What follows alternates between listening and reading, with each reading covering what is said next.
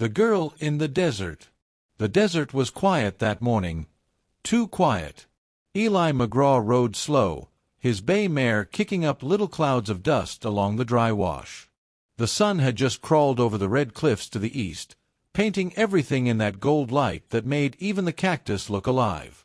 He was 2 days out from Prescott, headed toward the San Carlos country, running cattle brands for a rancher who didn't trust anyone else to do it. He wasn't expecting company.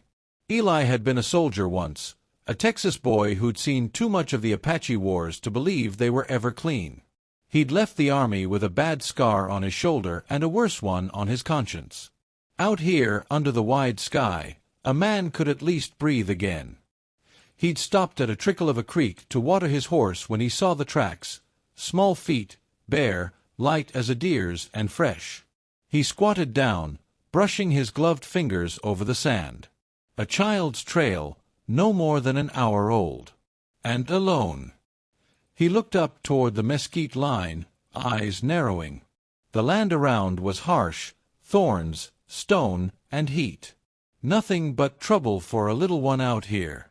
"Who in blazes let a young un wander this far?" he muttered. He followed the prints. They meandered through sagebrush, then over a stretch of slick red rock, where he nearly lost them.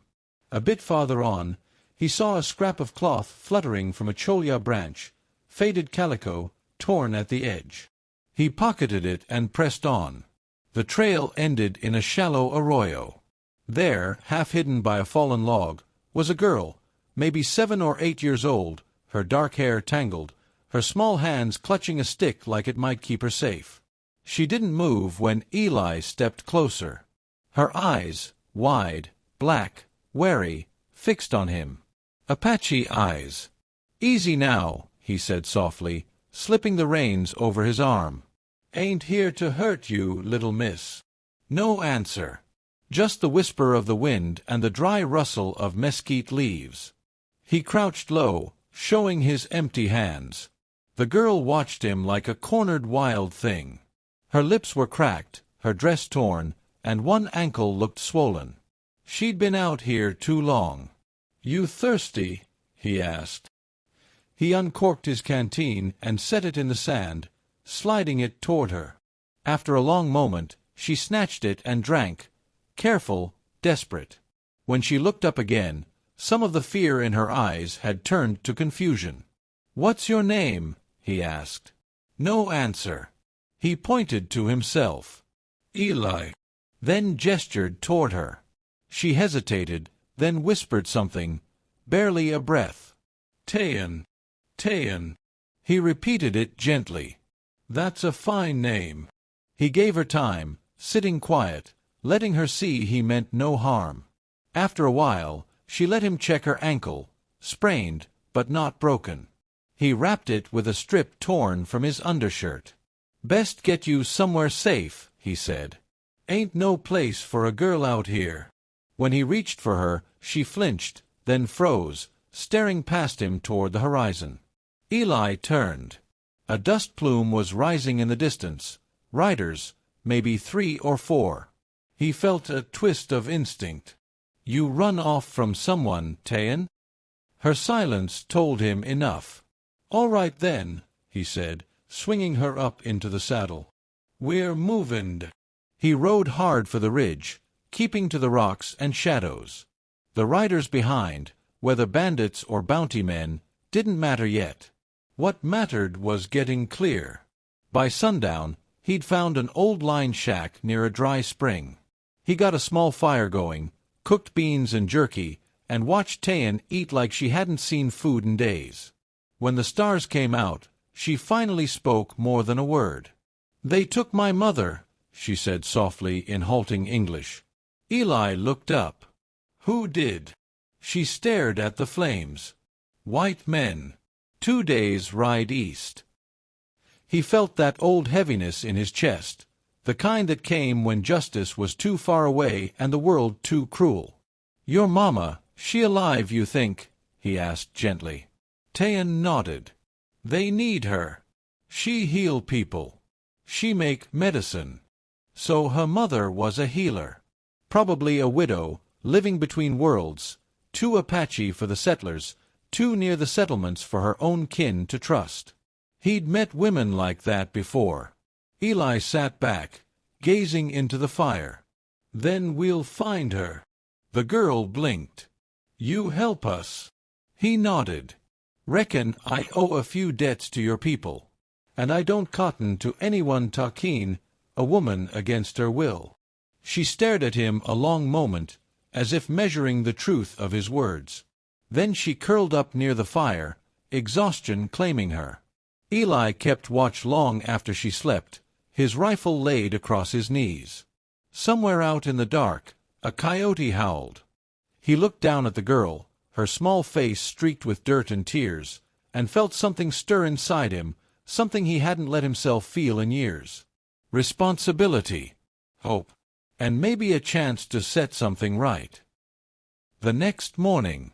The desert was cold before dawn, the stars fading as Eli saddled up. Tayan was quiet, still wary but no longer afraid. They followed the trail east, toward the mesas that glowed like fire under the rising sun. Along the way, Eli taught her a few English words, and she taught him the Apache for water, sun, horse. By mid-morning, they found the tracks of 3 horses, men who'd ridden hard, dragging something heavy. "They took her this way," Eli said. "We'll catch 'em by sundown." Tayan said nothing, but her small hands tightened on the saddle horn. When the heat rose high, they came upon an abandoned camp, ashes cold, footprints deep. Eli knelt to study them. 2 white men. 1 boot heel broken. And something else, a scrap of blue cloth caught on a branch. A woman's shawl. He pocketed it carefully. Tayan pointed to the horizon. "Mama, that way." Eli smiled faintly. "Then that's where we're going, duh." He lifted her onto the horse again, and they rode toward the cliffs, the air shimmering, the scent of mesquite and smoke on the wind. Somewhere out there, a mother waited. And Eli McGraw, a man who'd spent years trying to outrun his past, was about to ride straight into it. The widow of the canyon. The sun was falling behind the mesas when Eli McGraw finally saw the smoke.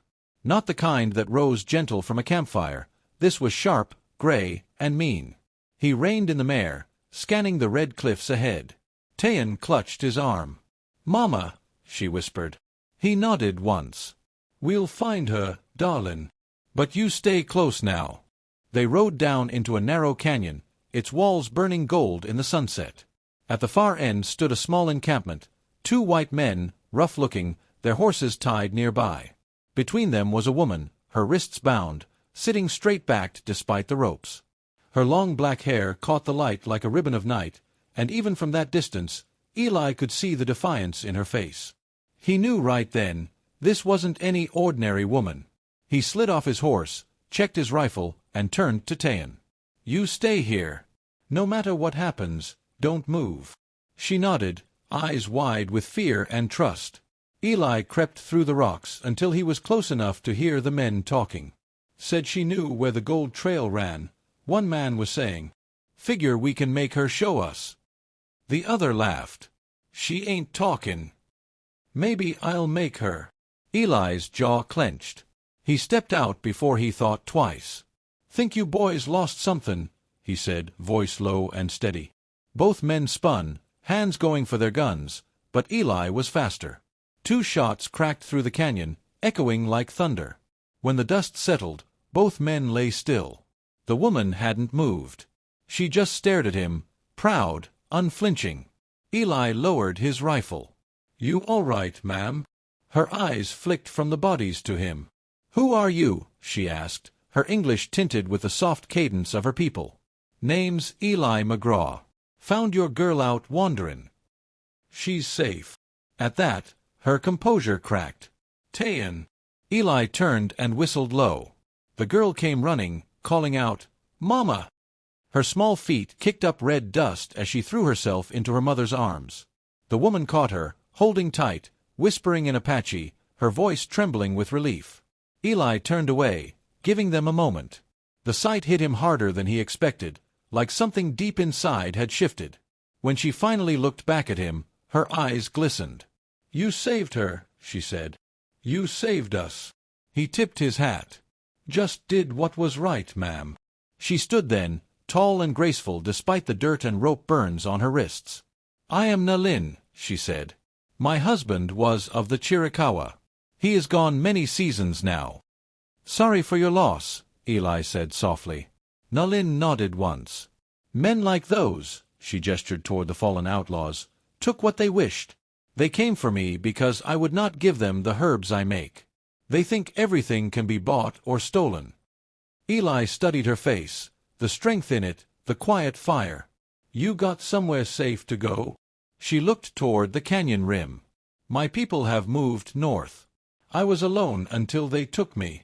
"Then you ain't alone now," Eli said simply. The journey back. They buried the men by the creek and rode out before dawn, heading toward the high country. Tayan slept in front of her mother on the saddle, safe between them. Eli led the way, scouting the trail. He didn't talk much, didn't have to. Every time he glanced back, Nalin was there, calm and steady, her gaze holding something he couldn't quite name. By the third day, they reached a small valley ringed with cottonwoods. A clear spring ran through it, and wildflowers dotted the grass. "This place'll do," Eli said, dismounting. "We can rest here a while." Nalin nodded. "It is beautiful. My people would call it a place of peace." They made camp. Tayan laughed for the first time in days, chasing dragonflies near the water. Eli fixed a small shelter and helped Nalin gather wood.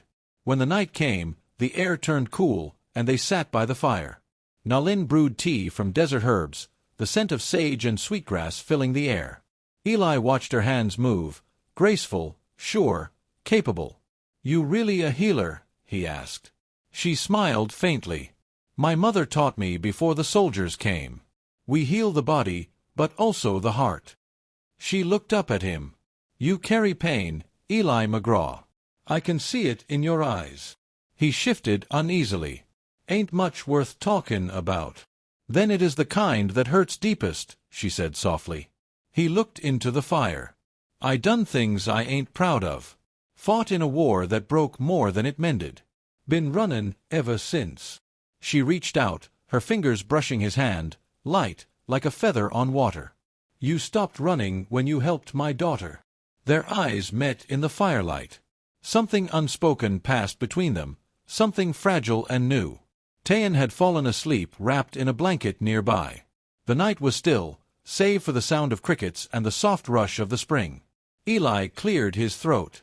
"You and her, you'll be needin' a place to stay till you find your kin." Nalin smiled. "And you? Will you ride on?" He hesitated. "Ain't sure yet." She studied him, the flicker of the fire painting her face in gold and shadow. "Perhaps the spirits brought you here for a reason." Eli chuckled quietly. "Reckon I don't argue with spirits. Not after a week like this." The morning after. When dawn came, Eli woke to the sound of laughter, Tayan splashing in the spring while Nalin watched, her hair loose in the wind. The sight made him forget, for a moment, the world's harsh edges. Nalin turned, catching him watching her. Instead of looking away, she smiled, soft, knowing. "You could stay," she said simply. Eli looked toward the horizon, the endless desert that had been his only home. Then back at her, the widow, the child, the firelight in their eyes. "Maybe I could," he said. Nalin stepped closer. "My people say the desert chooses who belongs to it. Perhaps it has chosen you." Eli grinned. "Then I reckon I'll listen." She laughed, the sound light as birdsong, and for the first time in years, Eli McGraw felt something bloom inside him that wasn't guilt or loneliness. Hope. He reached out, brushing a strand of hair from her face. "Guess we both found something we weren't looking for." Nalin met his gaze. "Not found," she whispered. "Brought together." The wind stirred the grass, carrying with it the scent of sage and the promise of rain. Eli looked around at the valley, the sky, the woman and child before him, and knew that whatever road he'd been riding before, it ended here. In the heart of the desert. With them. Epilogue. Weeks later, travelers passing through the San Carlos country spoke of a white cowboy and an Apache healer living in a hidden valley, a small family that took in the lost and healed the weary. They said the man wore a soldier's scar but carried a gentle heart. And the woman, proud, wise, beautiful, could make the desert bloom. As for Tayan, she grew up between two worlds but belonged to both. And on quiet nights, when the stars burned bright over the red cliffs, Eli McGraw would look up at the heavens and think how strange fate was, how a lost girl had led him not to trouble, but to home.